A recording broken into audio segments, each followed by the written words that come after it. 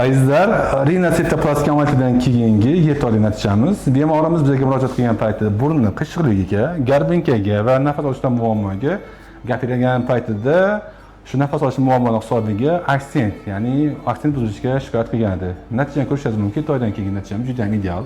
Xo'p, garbinka qismidan olingan hali boshlarimiz bor. Bular 7 oydan keyin, ya'ni 1 yil, 1,5 oydan keyin juda ideal bo'ladi. Noziralari juda ham yaxshi, bir xil simmetrishni, qo'nchiqlar ham bir xil chiroyli bo'lgan va qiyshlik bartaraf bo'lgan. Xo'p, nafas olishda muammo yo'q. Samimiy hozir gapirgan paytlarda umuman aksent yo'q. Natijadan xursandmisiz? Natijadan xursandman. Hammaga rahmat. Kutgan natijamdan ham juda ham chiroyli, a'lo darajada chiqdi. Oldin o'zimda burnimdan kompleksim bor edi. Atrofdan xijolatli holatlar bo'lardi. Hozir erkin, bemalol gapiryapman. O'zimni chiroyli tutib yuribman. Eng samimiy sizda glавный nafas olish va ovoz tonlaringiz o'zgargan.